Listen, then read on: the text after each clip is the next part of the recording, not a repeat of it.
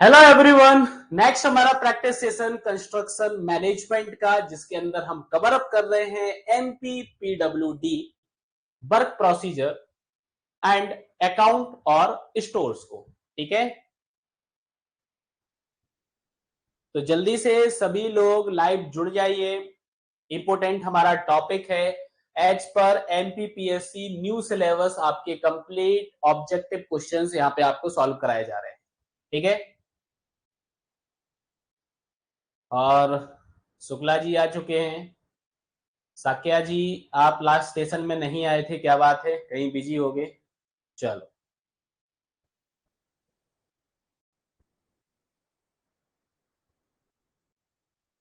चलो, तो स्टार्ट करते हैं इस सेशन को। ठीक है, चलो। और आज का हमारा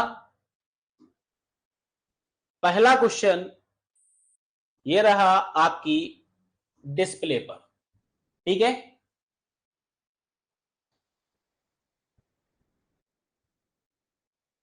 तो पहला क्वेश्चन हमारा है, which method is used for ornamental and decorative work.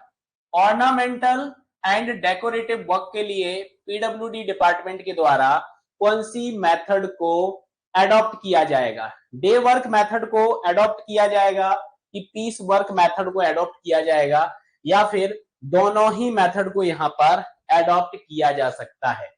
हाँ, तो भैया दें आंसर। यहाँ पे शुक्ला जी ने आंसर ए दिया है, साकिया जी बोल रहे हैं कि सी आएगा, और विश्वकर्मा जी भी बोल रहे हैं सी आएगा। हाँ, क्या बात है। शुक्ला जी यहाँ पे बिल्कुल सही होते हुए डे वर्क मेथड यहाँ पे प्रेफर की जाती है। ठीक है भैया, एक चीज बताओ, मैंने पीस वर्क में कब बताया था? तुम्हें बताया था क्या ये? हाँ, पीस वर्क में बताया था क्या? नहीं, डे वर्क मेथड आपका यहाँ पर सही आंसर होगा। क्या होगा? डे वर्क मेथड आपका सही आंसर होगा। ठीक है, अगला क्वेश्चन है हमारा, which method is used for earth work in excavation. ठीक है, अर्थ वर्क एक्सकेवेशन के लिए आप कौन सी मेथड का यहां पर यूज करोगे? हाँ, अर्थ वर्क एक्सकेवेशन के लिए आप कौन सी मेथड का यहां पर यूज करोगे? शुक्ला जी ने बोला है day work method, okay. Vishwakarma ji ने बोला है डे वर्क मेथड, ओके। अलावा जी बोल रहे हैं डे वर्क मेथड, ओके।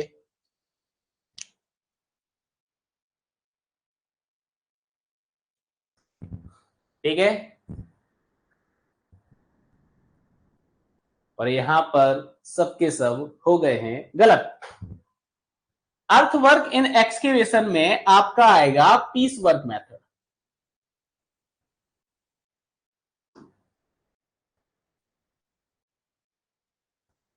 समझो, यहां पे पीस वर्क मेथड आपका क्या होता है? पीस वर्क मेथड में मैंने आपको बताया था, सिर्फ लास्ट सेशन में भी एक क्वेश्चन हमारा आया था, इसमें हम सिर्फ रेट पर एग्रीड होते हैं। ठीक है, गलत लिख दिया। ठीक है, रेट पर अपन एग्रीड होते हैं, क्वांटिटी और टाइम यहां पे फिक्स नहीं होता है। क्वांटिटी और टाइम आपका फिक्स नहीं होता है। सोचो, अगर आप एक्सकेवेशन करने के लिए जा रहे हो अर्थवर्क का, तो क्वांटिटी फिक्स होगी क्या?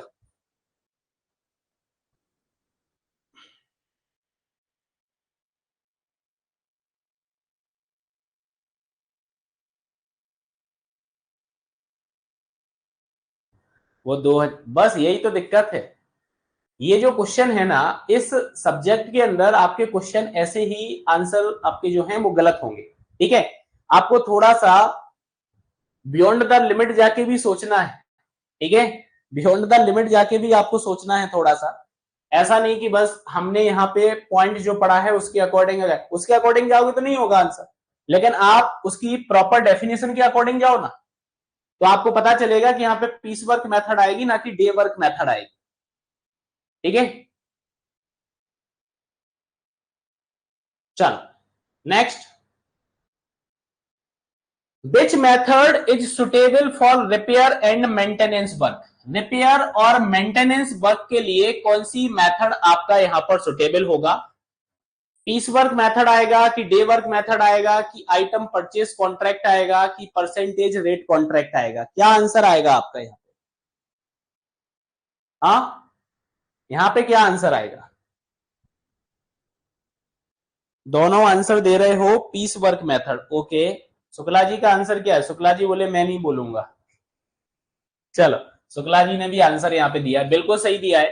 पीस वर्क मेथड यहाँ पे आपका आंसर आएगा। ठीक है, क्या आएगा आपका? पीस वर्क मेथड आपका यहाँ पे आंसर आएगा रिपेयर और मेंटेनेंस वर्क के लिए। ठीक है, तो आपको ये एग्जाम्पल के तौर पे मैंने बताया था, ठीक है, कि भैया पीस वर्क मेथड आप रिपेयर और मेंटेनेंस के अंदर भी यूज करते हो। ठीक है, चलो अगले क्वेश्चन पर आते हैं, और अगला क्वेश्चन हमारा है which form maintain the labour records in daily labour muster roll system? तो मस्टर रोल सिस्टम के अंदर आपका लेबर का रिकॉर्ड होता है, और यहां पर यूज किया जाता है आपका नॉमिनल मस्टर रोल। कल ही पढ़ा था ये अपन ने, कल ही हमारी इस टॉपिक की क्लास हुई थी, कल ही अपन ने पढ़ा था। कौन सा फॉर्म होता है हमारा इसके लिए? कौन सा होता है? ये आंसर आ जाना चाहिए जल्दी से। कैप्टन जी ने आंसर दे दिया, बिल्कुल सही आंसर दिया है। फॉर्म नंबर 21 आपका होता है, फॉर्म नंबर 21 होता है। फॉर्म नंबर 23 भी एक इंपोर्टेंट फॉर्म आपका है, और इसको यूज करते हैं मेजरमेंट बुक के लिए। इसको किसके लिए यूज करते हैं? मेजरमेंट बुक के लिए करते हैं। ठीक है,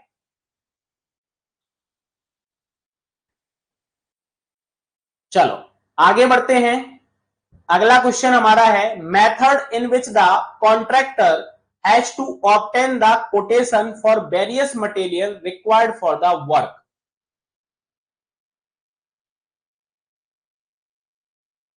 method in which contractor has to obtain the quotation, मतलब जो कॉन्ट्रैक्टर होता है कोटेशन को ऑब्टेन करता है various material required for the work. ये कौन सी मेथड हमारी होती है? ये रवि भैया बोल रहे हैं पीस वर्क मेथड होगी। ठीक है, और बाकी बाकी लोग क्या बोल रहे हैं? विनय ने भी आंसर दिया है पीस वर्क मेथड होगी, आदित्य ने आंसर दिया है पीस वर्क मेथड होगी। सर मानी चाहिए, पीस वर्क मेथड में सिर्फ आप रेट पर एग्री करते हो। ठीक है, यहाँ पे वो बोल रहा है various material required for the work, उसके लिए कोटेशन।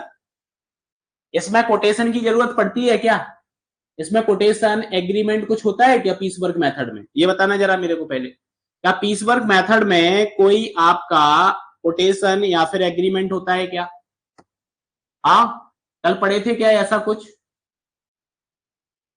अरे तुम आंसर मत बदला करो यार, तुम आंसर बदल देते हो। मैं जो पूछ रहा हूं पहले उसका आंसर दो। कल अपन ने जब पीस वर्क मेथड पढ़ी थी, तो क्या पीस वर्क मेथड के लिए किसी भी प्रकार का एग्रीमेंट और कोटेशन रिक्वायर्ड होता है? शुक्ला जी बोलिए, क्या रिक्वायर्ड होता है? नहीं पढ़ा ना? लिखाया था, अलग से मेंशन किया था वहां पे एक स्टेटमेंट में कि पीस वर्क मेथड के अंदर ये सारी चीजों की जरूरत नहीं पड़ती है। नहीं पड़ती है ना, तो फिर तुम पीस वर्क आंसर क्यों दे रहे हो? यहाँ पे सीधा सीधा आंसर आ जाएगा डे वर्क, क्योंकि डे वर्क के अंदर जो मेजरमेंट आपका होता है उसके अंदर एक्चुअल कितना मटेरियल लग रहा है, कितनी लेवल लग रही है, आप इस चीज को देखते हो ना डे वर्क मेथड के अंदर। तो यहाँ पे आंसर आपका डे वर्क आएगा। यहाँ पे आंसर क्या आएगा? यहाँ पे आंसर आपका डे वर्क आएगा। ठीक है, चलो अगले क्वेश्चन की बात करें, तो अगले क्वेश्चन के अंदर क्या होगा? In which method payment is made after the completion of work? वो कौन सी मेथड है जिसके अंदर पूरा काम कंप्लीट होने के बाद पेमेंट किया जाता है? बस रवि भैया ही के तो आंसर देखना नहीं है। रवि भैया पता नहीं कौन सी उसमें खोए हुए हैं, ये भी लगता है मेरे को मूवी देख के आ गए हैं। कौन सी मूवी चल रही है अभी ट्रेंडिंग में, उसमें खोए हुए हैं सब। हाँ,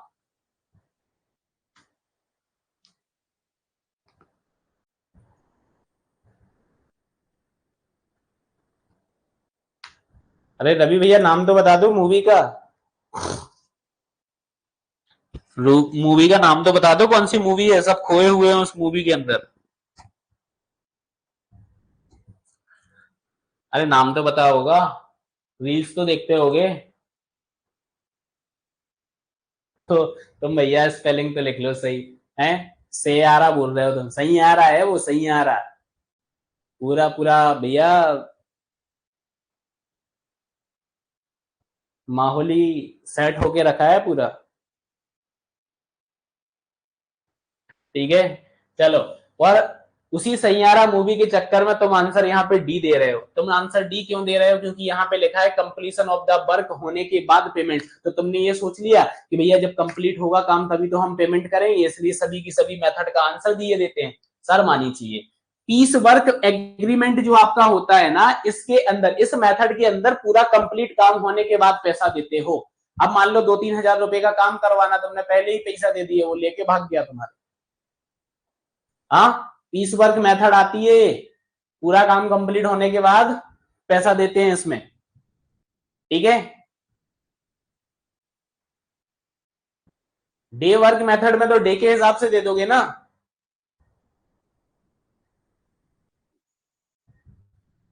क्या बोलते हो शुक्ला जी, हो गई गलती? तो ऐसा भी नहीं सोचना है मेरे को पहले वाले सेशन देख के कि सर इसके आंसर तो बहुत सिंपल सिंपल है क्वेश्चंस, तो हम आंसर, तो ये सिंपल क्वेश्चन ही आंसर गलत करा देते हैं हमारे। ठीक है, ये देखो ये जस्टिफाई कर रहा है कि सर अच्छा क्वेश्चन पूछा है। हाँ चलो, अगला क्वेश्चन है इनिशियल डिपोजल और disposal of unserviceable stock tools and plant in the form of survey report. कौन करता है रिपोर्ट को फॉर्म? हाँ, कौन करता है इस रिपोर्ट को form? Initial disposal of unserviceable stocks tools and plant in the form of survey report, कौन करेगा? कौन? बी।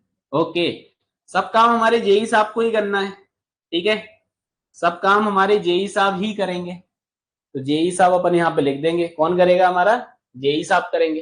चलो आगे बढ़ते हैं। Who carries out field survey of proposed project and ground tracing of the structure on the ground. तो proposed project का field survey, ground tracing of the structure कौन कराएगा? जेई साहब कराएंगे, जूनियर इंजीनियर साहब कराएंगे हमारे। कौन कराएंगे? हमारे जूनियर इंजीनियर साहब कराएंगे। ठीक है, अगला क्वेश्चन देखो। अगला क्वेश्चन है who arrange stocks for work. Work के लिए स्टॉक कौन अरेंज कराता है? वर्क्स के लिए स्टॉक जो है वो कौन अरेंज कराएगा? स्टॉक कौन अरेंज कराएगा? तो आपको बताया था मैंने, स्टॉक का हेड या स्टॉक का इंचार्ज कौन होता है? हमारे एसडीओ साहब होते हैं। ठीक है, हमारे असिस्टेंट इंजीनियर ये अरेंज कराएंगे। तो सब डिविजनल ऑफिसर आपका यहाँ पे आंसर आ जाएगा। क्या आंसर आ जाएगा हमारा? सब डिविजनल ऑफिसर यहाँ पे आंसर आ जाएगा। ठीक है, एसडीओ हमारा आंसर आ जाएगा। ठीक है, चलो अगले क्वेश्चन पर मूव करते हैं। अगला क्वेश्चन है in rate list method maximum limit of cost for individual worker. Rate list method के अंदर मैक्सिमम लिमिट कॉस्ट क्या होती है हमारी इंडिविजुअल वर्कर की? हाँ, कितनी होती है? 30,000, 40,000, 31,000, 3,000, कितना होता है? कैप्टन सोलंकी जी बोल रहे हैं 30,000।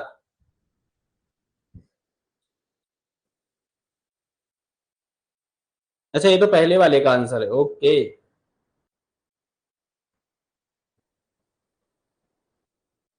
यार इतने अच्छे अच्छे क्वेश्चंस मैं आपको सॉल्व करा रहा हूँ, पूरा प्रैक्टिस सेशंस प्रोवाइड करा रहा हूँ।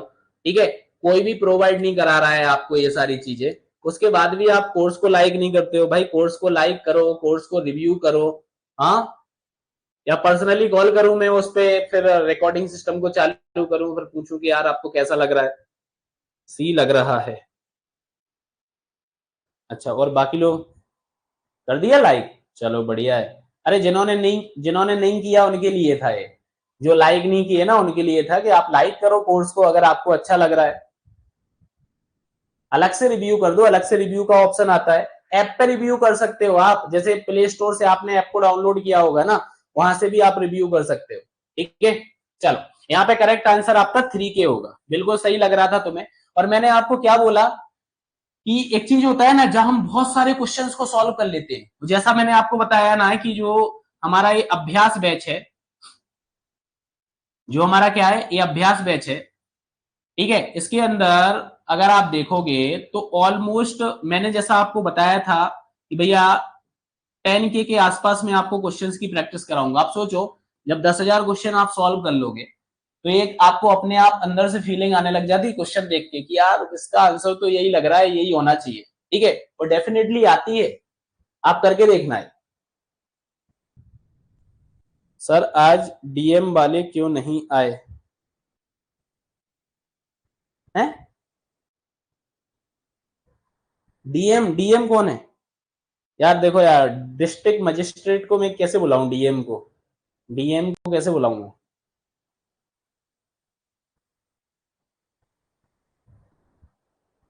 अब डीएम के बहुत सारे फुल फॉर्म आ रहे हैं, तुम जल्दी से बता दो कौन है। चलो अगले क्वेश्चन की बात करते हैं। अच्छा एफएम वाले, ओके एफएम वाले सर आएंगे आएंगे, वो भी आएंगे, वो भी कराएंगे तुम्हारे प्रैक्टिस सेशन। चलो अगले क्वेश्चन पे अपन आते हैं। Type of method is adopted when the quantity of work for any particular item can not be defined और मेजर्ड।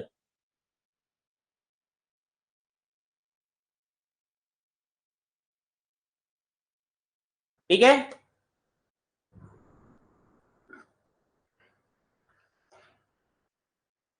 किसी अगर पर्टिकुलर आइटम्स की क्वांटिटी जो है आपकी वो डिफाइंड नहीं है, तो आप कौन सी मेथड को यहां पर एडॉप्ट करोगे? बिल्कुल सही आंसर दिया है। आपको याद होगा ये डे वर्क मेथड मैंने आपको बताया था पीडब्ल्यूडी प्रोसीजर के अंदर कि जब भी अपने को वर्क को एग्जीक्यूट करना है, इनिशिएट करना है, ठीक है, इनिशिएट के टाइम पे आपको बहुत सारी स्टेप्स मैंने बताई थी। साथ ही साथ मैंने आपको बताया था कि जब भी अपन क्या करेंगे, हाँ एग्जीक्यूट करेंगे, तो एग्जीक्यूशन के टाइम पे कौन सा आपका यहाँ पर फॉलो अप होगा। ठीक है, तो डे वर्क मेथड आपका यहाँ पर होगा। चलो अगले क्वेश्चन पर आते हैं। तो अगला क्वेश्चन है in PWD who is the primary disbursing officer who is supplied with cheque book on district treasury of India. ये कौन था? चेकबुक किसके पास होती है? चेकबुक वाला पर्सन कौन है भाई? डीओ। डीओ डीओ कहां है? DO divisional officer.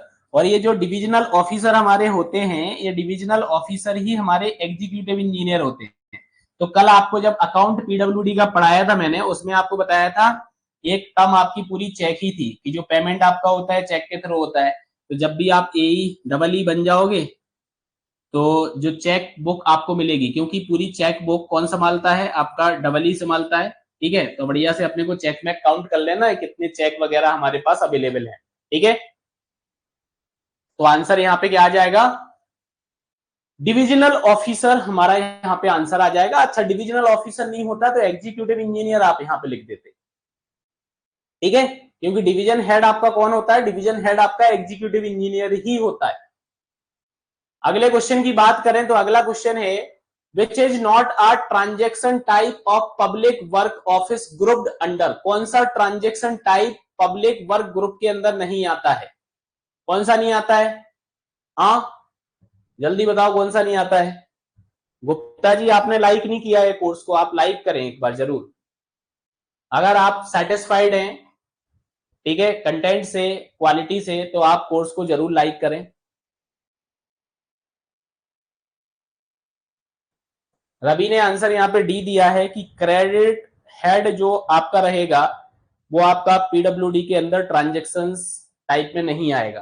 ठीक है भैया, और बाकी लोगों का क्या आंसर है? हाँ बाकी लोगों का, शुक्ला जी आंसर, अलावा जी क्या रहेगा? सोलंकी जी आंसर बताइए। D answer credit. Shukla ji का आंसर नहीं आ रहा, सी दे रहा है भैया। रेमिटेंस हेड तो आता है ना, कल ही तो बताया था। आरटीआर, आरटीआर कल ही तो समझाया था, डिवीजन टू डिवीजन पेमेंट होना, सॉरी गवर्नमेंट के अंदर जो पेमेंट होना है, गवर्नमेंट अकाउंट से इधर पेमेंट जो आपका होता है। हाँ कल ही तो बताया था आरटीआर, याद नहीं है क्या? कल ही पढ़ाया आरटीआर। आरटीआर तो रहेगा, रेवेन्यू हेड भी रहेगा। रेवेन्यू हेड आपका कहां चला जाता है? जब आपको ये बताया था कैश बुक के अंदर कैश आपका सरप्लस हो जाता है, सरप्लस हो जाता है तो गवर्नमेंट रेवेन्यू में चला जाता है ना सरप्लस अमाउंट। और एक्सपेंडिचर हेड जिसके अंदर आपके पूरे एक्सपेंडिचर्स आ जाते हैं, बचता है सिर्फ क्रेडिट हेड। तो क्रेडिट हेड आपका ट्रांजेक्शन का टाइप नहीं है।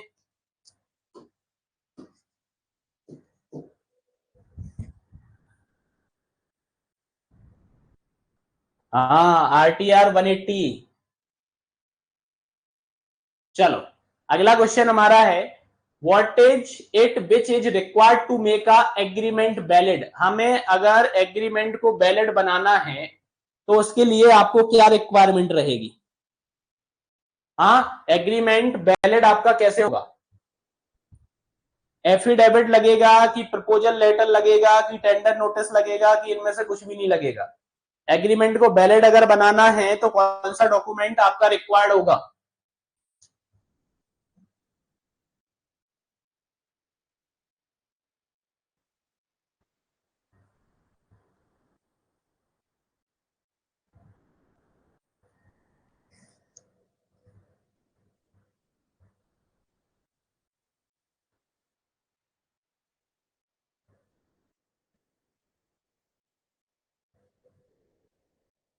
Affidavit, affidavit. अच्छा कौन बनाएगा और ये एफिडेविट? हाँ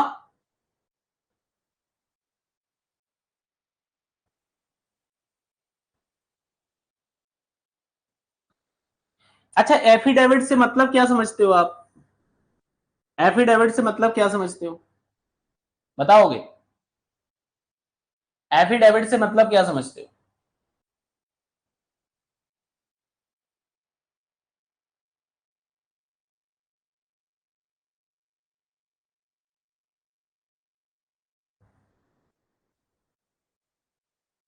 यहां पे जो करेक्ट आंसर आपका रहेगा ना कैप्टन जी, करेक्ट आंसर जो रहेगा ना वो टेंडर नोटिस रहेगा। टेंडर नोटिस आएगा यहाँ पे आंसर। ठीक है, option A tender notice.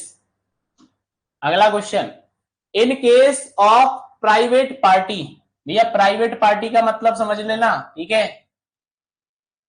Private party मतलब अपन बात कर रहे हैं कंस्ट्रक्शन वाली टर्म में। तो private party the agreement is executed on stamp paper, sealed paper, signed paper, all of these. Affidavit होता है शपथ पत्र, ठीक है? तो प्राइवेट पार्टी अगर जैसे आप कोई प्राइवेट काम कर रहे हो ना कंस्ट्रक्शन का, तो स्टैम्प पेपर पे काम हो जाता है, सील्ड पेपर पे काम हो जाता है, साइंड पेपर पे काम हो जाता है, ठीक है? तो ऑल ऑफ द एबव आपका यहाँ पे आंसर आएगा।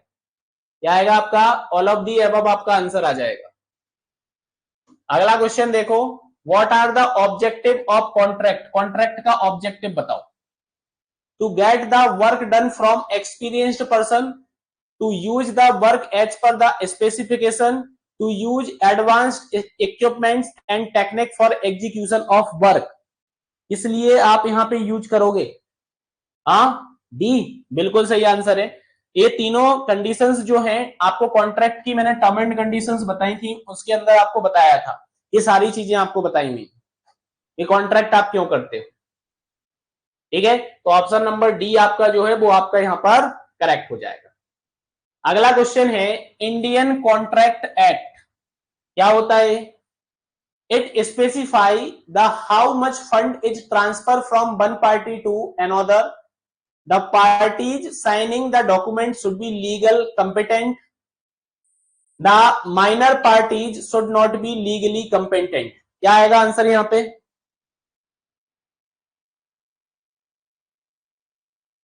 हाँ क्या आएगा आंसर?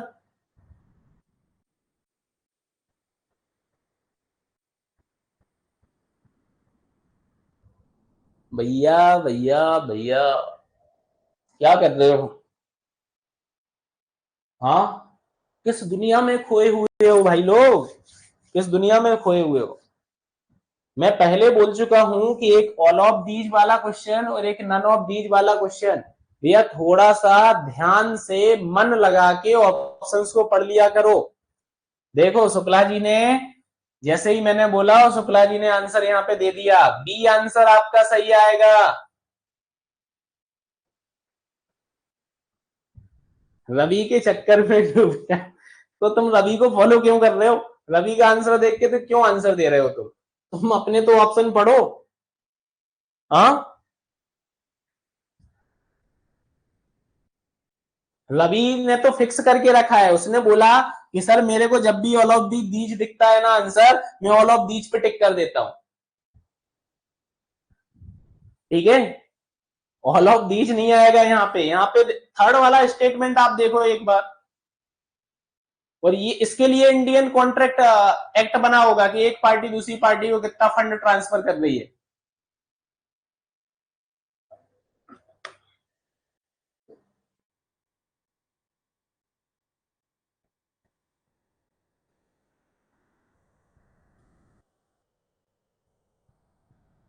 नहीं, पाताल पानी आने के लिए तुम्हें कम से कम 500-600 किलोमीटर आना पड़ेगा। इंदौर में है पाताल पानी एक जगह। ठीक है चलो अगला क्वेश्चन है, when Indian contract act was established. Indian contract act जो हमारा है, ये हमारा कब एस्टैब्लिश्ड हुआ था? हाँ, इंडियन कॉन्ट्रैक्ट एक्ट हमारा कब एस्टैब्लिश्ड हुआ था? ठीक है, तो इसका आंसर मैं दिए देता हूं आपको। ठीक है, इंडियन कॉन्ट्रैक्ट एक्ट जो आपका है ना 1872, 1872, 1872 में आपका क्या हुआ था? एस्टैब्लिश्ड हुआ था। ठीक है,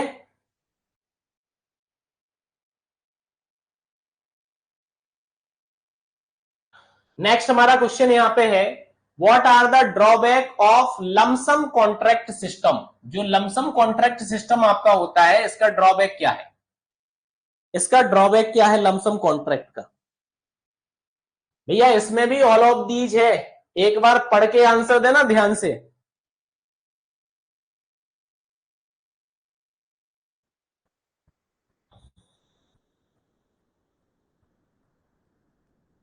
पढ़ के प्रॉपर तरीके से आंसर देना।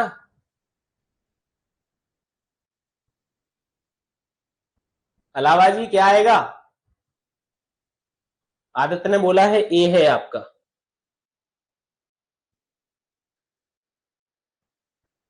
विनय ने आंसर दिया है डी है। ठीक है, अब विश्वकर्मा जी सोच रहे होंगे कि एक आंसर ए आया, एक आंसर डी आया, तो हम क्या आंसर दें? हाँ, तो तुम सी दे दो और कैप्टन सोलंकी जी बी दे देंगे, तो हो गए चारों आंसर। हो गए ना? अब किसी एक का तो सही निकल ही आएगा। रवि ने आंसर यहाँ पे डी दिया है।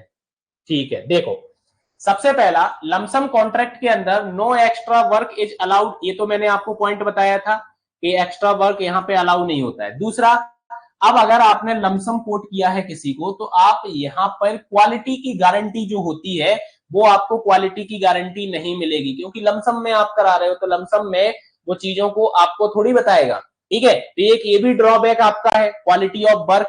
ठीक है, और दूसरा क्या है कि लमसम में हमेशा कॉन्ट्रैक्टर आपका क्या करेगा? हमेशा आपको हाई रेट ही सबमिट करेगा। क्या करेगा? हाई रेट ही सबमिट करेगा। ठीक है, क्योंकि उसको पता है कि किसी आइटम में ज्यादा मेहनत हो गई, किसी में कम हो गई। ठीक है, तो बैलेंस आउट करने के लिए आपको हमेशा हायर रेट, हायर टेंडर वो सबमिट आपको करेगा, लोअर टेंडर सबमिट नहीं करेगा। ठीक है, तो यहाँ पे जो करेक्ट आंसर है, वो करेक्ट आंसर आपका डी होगा। करेक्ट आंसर आपका यहाँ पे क्या होगा? करेक्ट आंसर डी हो गया। आदित्य भैया तुमने डी आंसर देने के बाद अपने आंसर को मॉडिफाई कर दिया। हाँ, क्यों भाई? ठीक है, चलो बढ़ते हैं आगे। अगला क्वेश्चन हमारा है, in the contractor are required to quote rate for each individual item of work on the basis of quantities supplied. ऐसा किसके अंदर होता है? ऐसा किसके अंदर होता है? ऐसा तो बस एक ही है, कौन? Item rate contract. ऐसा सिर्फ एक ही है, कौन है? और वो आइटम रेट कॉन्ट्रैक्ट आता है। ठीक है, तो ये आपका आंसर यहां पे हो जाएगा। अगला क्वेश्चन देखो, in the contractor is paid the actual amount of the work plus certain percentage as a profit. ठीक है, तो मतलब कॉस्ट भी दे दिया plus percentage as a profit भी यहां पे दे दिया, तो क्या आ जाएगा आंसर? इसको आप बोलते हो cost plus percentage rate contract. क्या बोलते हो आप इसको बोलते हो cost plus percentage rate contract. ठीक है, तो बी आपका यहां पे सही आंसर हो जाएगा। देखो बन रहे हैं ना क्वेश्चन, बन रहे हैं ना सभी से क्वेश्चन, क्योंकि आपने ये पढ़ लिया है। ठीक है, अगर नहीं पढ़ते तो गलती होने के चांसेस बहुत ज्यादा है।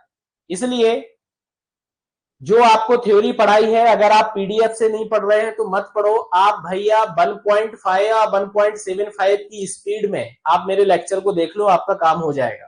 ठीक है, आपसे सारे क्वेश्चन बनेंगे, एक भी क्वेश्चन आपका गलत नहीं होगा यहां पे। अरे ये एक्यूरेसी आ जाएगी। अभी तुमने 3 दिन पहले क्लासेस अटेंड की, फिर भी अगर आप इतनी एक्यूरेसी के साथ अगर आंसर कर रहे हो तो अच्छा है। ठीक है, चलो आगे अपना अगला है question, labour contract define. Labour contract को आप कैसे डिफाइन करोगे? लेबर कॉन्ट्रैक्ट को आप कैसे डिफाइन करोगे? देखो, in this contract the owner invite the tender for demolitions of an existing structure. In this case contractor quote rate for all the item of work only for the labor work. Labour work पे अपने rate को क्या करेगा? Coat करेगा। The contractor is paid on cost plus percentage. ये भी नहीं होगा, तो ये भी नहीं होगा, ये तो होगा ही नहीं, और नन ऑफ दिस तो कहीं से कहीं तक बात आई नहीं रही है, तो बी ऑप्शन आपका यहां पे सही होगा। कौन सा ऑप्शन सही होगा? बी ऑप्शन आपका सही हो जाएगा। क्या हो जाएगा? बी ऑप्शन आपका यहां पर सही हो जाएगा। ठीक है,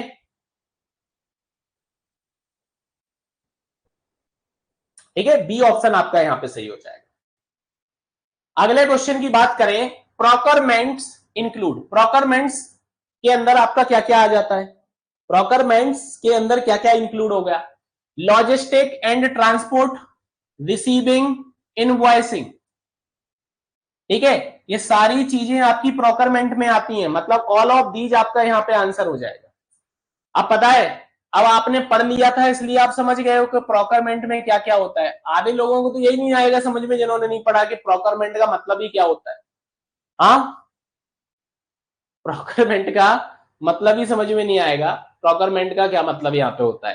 ठीक है, चलो next, what is the full form of BOT? आपको याद होगा बीओटी बताया आपको, एक बताया था आपको BOOT। बीओटी का फुल फॉर्म आपको क्या बताया था? क्या बताया था रवि? क्या है? None of these. आदित्य ने आंसर दिया है। देखो यहां पे दो हैं, क्या है? ए बिल्कुल सही है, बिल्ट ऑपरेट ट्रांसपोर्ट ट्रांसफर। ठीक है, और इसके अंदर एक ओ क्या बता देता है? एक ओ और क्या बता देता है? Built on operate transfer. ये ओ क्या बता देगा आपको? ऑन। ठीक है, तो एक आपका BOOT होता है और एक आपका BOT होता है। ठीक है, तो यहां पे आंसर क्या आ जाएगा? बिल्ट, ऑपरेट और ट्रांसफर। नेक्स्ट बताना भैया, BOT जो आपका कॉन्ट्रैक्ट होता है, ये स्पेशल कॉन्ट्रैक्ट आपका होता है, ये आपका किस कैटेगरी में आता है? स्पेशल कॉन्ट्रैक्ट की कैटेगरी में आता है। इसके अंदर आएगा, स्पेशल कॉन्ट्रैक्ट की कैटेगरी में आएगा। तो ऑब्जेक्टिव ऑफ बोट आपका यहां पे क्या आ जाएगा बताओ? बीओटी का ऑब्जेक्टिव क्या आ जाएगा? बीओटी बिल्ट मतलब बनाना है, ओ मतलब ऑपरेट करना है, ऑपरेट करने के बाद आपको ट्रांसफर कर देना है। ठीक है, तो पहला जहां पे गवर्नमेंट फंड्स आपके सफिशिएंट नहीं होते हैं वहां पे बीओटी लाया जाता है। Construct facility like good roads water scheme supply, वहां पे बीओटी आ जाएगा। To maintain road tunnel bridge good condition, तो ये भी आ जाएगा। मतलब कि ऑल ऑफ दीज, ये तीनों के तीनों आपके यहाँ पे क्या है, आपके ऑब्जेक्टिव है बीओटी के, ठीक है। और ये आपको पूरा डिटेल में मैंने बीओटी भी पूरा डिटेल में पढ़ाया हुआ है और BOOT भी आपको पढ़ाया हुआ है, ठीक है, दोनों आपको पढ़ाए हुए। अगला क्वेश्चन है which one are the important characteristics of a valid contract. Valid contract की इंपोर्टेंट कैरेक्टरिस्टिक्स क्या है, इंपोर्टेंट कैरेक्टरिस्टिक्स क्या है आपकी वैलिड कॉन्ट्रैक्ट की।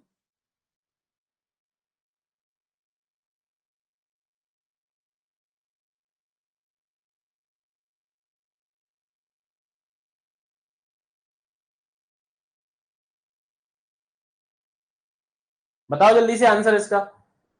इसका रवि ने आंसर दे दिया C, parties must give free consecutive for agreements.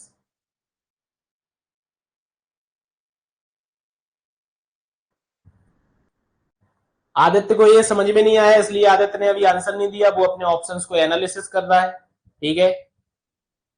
ओ भैया ओ ऑनलाइन फॉर्मेट, कॉन्ट्रैक्ट में कहा चला गया ऑनलाइन फॉर्मेट। हाँ कंपेटेंट यहाँ पे होंगी दोनों पार्टी, ऑनलाइन फॉर्मेट की तो कोई बात ही नहीं है। यहाँ पे सी आंसर आएगा आपका, parties must give free consecutive for agreements, ठीक है, सी आंसर आएगा आपका यहाँ पे। जैसा मैं लगाऊंगा आदित्य वही लगाएगा आप जैसा तुम लगा रहे हो तुमसे हटके लगा रहा है आदित्य। उसने अभी तो बोला था कि रवि के चक्कर में डूब जाते हैं, इसलिए मैं पूरा सेल्फ एनालिसिस करके लगाऊंगा, ठीक है। चलो अगला क्वेश्चन देखो, document required for registration of contractor are. Contractor को करना है भैया रजिस्ट्रेशन, ठीक है, तो कौन सा डॉक्यूमेंट रिक्वायर्ड होगा बताओ जल्दी से। रजिस्ट्रेशन फॉर्म, सॉल्वेंसी सर्टिफिकेट और list of technical person with the company, all of these, क्या आएगा। रवि ने सबसे पहले आंसर दिया, उसको तो ऑल ऑफ दीज वाला क्वेश्चन दिख जाए, उसका आंसर हमेशा डी आता है, ठीक है, बिल्कुल सही है। यहाँ पे सारे ही सारे डॉक्यूमेंट रिक्वायर्ड होंगे अगर कॉन्ट्रैक्टर को रजिस्ट्रेशन रिक्वायर्ड है तो, ठीक है, तो ये सारे डॉक्यूमेंट्स यहाँ पर देने पड़ेंगे, ठीक है। नेक्स्ट क्वेश्चन हमारा है which statement define tender in a perfect way. कौन सा स्टेटमेंट है जो टेंडर को एक परफेक्ट वे में डिफाइन करेगा। In which we take care of the construction and maintenance of the road और बिल्डिंग, ना। Managing the finance of the project, नहीं। Tender is an offer writing from an contractor to execute some specified work. याद होगा आपको, तो ये वही शब्द हैं जिन शब्दों में आपको टेंडर की डेफिनेशन मैंने आपको बताई थी। देखो बिल्कुल शब्द भी चेंज नहीं हुए, वो सेम टू सेम शब्द में ही डेफिनेशन आपकी आई हुई, ठीक है। तो जितना कंटेंट मैंने आपको इस कोर्स के अंदर आपको प्रोवाइड किया है ना, ऑलमोस्ट आपका जो थ्योरी पार्ट है ना कुछ नहीं बचा उसके अंदर, ठीक है, सारी चीजें आपको करवा दी। अगर वो पूरा कंटेंट आपने कर लिया ना भाई, पेपर में से आप पूरे के पूरे क्वेश्चन सॉल्व कर सकते हो अगर अच्छे से आपने किया है तो, ठीक है। पूरे के पूरे क्वेश्चन में अब ऐसा मत बोल देना कि सर आप आपके हिसाब से तो फिर हमारे 450 नंबर आ जाएंगे, ठीक है। 450 नंबर वाली बात नहीं बोल रहा हूं, लेकिन हाँ अगर आप वो पूरा कंटेंट करके जाते हो तो एक्यूरेसी के साथ आप सारे क्वेश्चंस को सॉल्व कर सकते हो, ठीक है। बट उसके लिए आपको 100% आना चाहिए, ठीक है। अगला हमारा है which one is not the type of tender. Tender का टाइप कौन सा नहीं है। देखो लोकल टेंडर तो सुना हुआ है, नेगोशिएटेड टेंडर भी सुना हुआ है, ये भी बताया था। ग्लोबल टेंडर भी मैंने आपको बताया था, ये वाला नहीं बताया था। ये बताया था क्या, ये नहीं बताया था। यही दिख रहा है हमारे ग्रुप से अलग, ये ग्रुप से अलग है, मतलब ये हमारे टेंडर का टाइप नहीं है। क्या नहीं है, ये हमारे टेंडर का टाइप नहीं है क्योंकि ये हमारे ग्रुप से अलग है, ठीक है। तो सी हमारा यहां पर आंसर हो जाएगा। अगला क्वेश्चन देखो, what is the full form of NIT? NIT का मतलब क्या है? National institute of technology. हाँ रवि, आदित्य, क्या होगा इसका?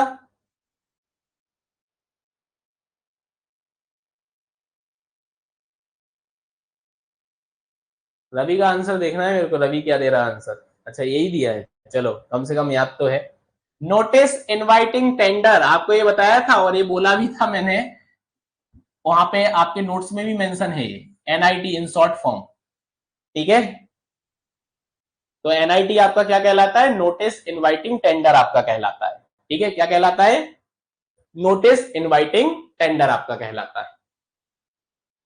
अगला क्वेश्चन देखो, ईएमडी का फुल फॉर्म क्या होता है? ईएमडी का क्या होता है? Estimated money deposit? नहीं, सी होता है। अच्छा चलो, अर्नेस्ट मनी डिपॉजिट होता है। और ये अर्नेस्ट मनी डिपॉजिट आप कब डिपॉजिट करते हो? टेंडर सबमिटिंग के दौरान, ड्यूरिंग टेंडर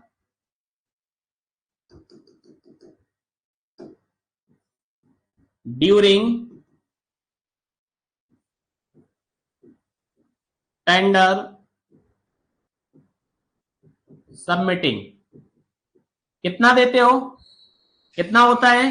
तो अर्नेस्ट मनी डिपॉजिट आपका होता है 1 to 2%। ठीक है, कितना होता है आपका? 1 to 2% आपका होता है। ठीक है, चल अगला क्वेश्चन है आपका, after the tender accepted how much amount should be given to the contractor? Contractor को कितना पैसा दिया जाएगा? टेंडर एक्सेप्ट होगा तो कॉन्ट्रैक्टर को कितना पैसा दिया जाएगा?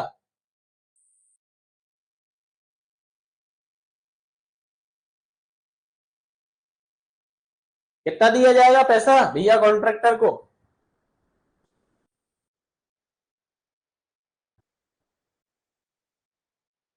रवि बोल रहा है 40% दिया जाएगा।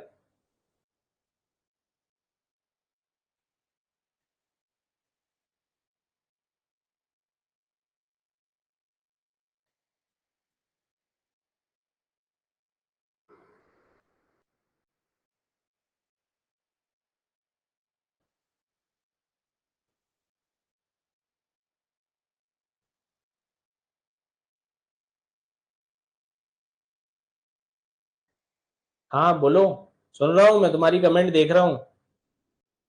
कुछ कह नहीं सकते। मैं आदित्य का इंतजार कर रहा हूं कि भैया आदित्य क्या आंसर यहाँ पे कर रहा है। तुम एक्सप्लेनेशन तो वैसे सही कर रहे हो। हाँ, जिस हिसाब से तुम एक्सप्लेनेशन दे रहे हो उस हिसाब से तुम टीचर भी बन सकते हो, एक अच्छे टीचर बन सकते हो। पर टीचर बनना कौन चाहता है? हाँ चलो, यहाँ पे आंसर ये आएगा कि भाई कॉन्ट्रैक्टर को आप पैसा कैसे दोगे, तो डिपेंड करेगा वो साइज ऑफ प्रोजेक्ट पर। किस पर डिपेंड करेगा? साइज ऑफ प्रोजेक्ट पर डिपेंड करेगा। तो बी आंसर आपका यहाँ पे सही होगा, depend on the size of the project. ठीक है, क्या आंसर आएगा? Depend on the size of the project, आपका ये आंसर आ जाएगा। ठीक है, चलो नेक्स्ट अपन बात करते हैं आगे। अगला क्वेश्चन है, what could be the circumstances to be rejection of any tender? ठीक है, किसी भी टेंडर के रिजेक्शन के क्या क्या सर्कमस्टेंसेस आपके हो सकते हैं। सबसे पहला है, when the tender is not submitted in a particular form. सही बात है, नहीं होगा तो रिजेक्ट हो जाएगा, ये बात तो मेरे को जम गई पहले वाला। Earnest money required is not enclosed along with the tender, ये भी बिल्कुल सही बात है। पैसे नहीं दोगे तो सीरियसनेस पता नहीं चलेगा। ठीक है, अर्नेस्ट मनी क्यों डिपॉजिट करवाई जाती है, इससे पता चलता है कि कॉन्ट्रैक्टर आपका कितना सीरियस है इस काम को लेके। ठीक है, when the contractor has put some conditions which are not acceptable to the department। ठीक है, ये वाली बात भी सही है, अगर कोई कंडीशन यहाँ पे आ जाती है तो हो जाएगा। तो ऑल ऑफ दी यहाँ पे आंसर आपका हो जाएगा, ऑल ऑफ दीज आपका यहाँ पे आंसर हो जाएगा। ये सारी कंडीशंस आपकी यहाँ पे आ जाएंगी। ठीक है, ये सारी कंडीशंस आपकी यहाँ पर आ जाएंगी और इन सारी कंडीशंस के बेसिस पर आपका टेंडर जो है वो टेंडर आपका यहाँ पर रिजेक्ट हो सकता है। ठीक है, चलो क्लियर है यहां तक? अब मैं आगे आपको बता दूं, ये आपके अभी ऐसा मत समझना कि इसमें आपके पूरे क्वेश्चंस जो है वो कंप्लीट हो चुके हैं। अभी और आपके सेशंस कराऊंगा मैं, ठीक है, और सेशंस कराऊंगा उसके अंदर। अभी और आपके कम से कम 70-80 क्वेश्चंस और आपको सॉल्व कराऊंगा इसके, ठीक है। एक आपको आइडिया लग गया होगा कि अपन ने जो पढ़ा था क्लास के अंदर उससे किस प्रकार से क्वेश्चंस जो है आपके फॉर्म हो रहे हैं, ठीक है। नहीं, आज नहीं है, नेक्स्ट सेशन हमारा, नेक्स्ट वीक में अपन इसका सेशन रखेंगे। अब नेक्स्ट वीक में अपन सेशन रखेंगे, ठीक है। अभी नहीं है, अभी का सेशन आपका, आज के आपके सेशंस कंप्लीट हो चुके हैं, ठीक है। मैं आपको बता रहा हूं कि इसका जो नेक्स्ट सेशन होगा ना, वो नेक्स्ट सेशन आपका नेक्स्ट वीक में रहेगा। उसमें आपके कम से कम 2 से 3 सेशंस और मैं कंडक्ट कराऊंगा, जिसके अंदर आपका पूरा ये कंप्लीट करा दूंगा, ठीक है।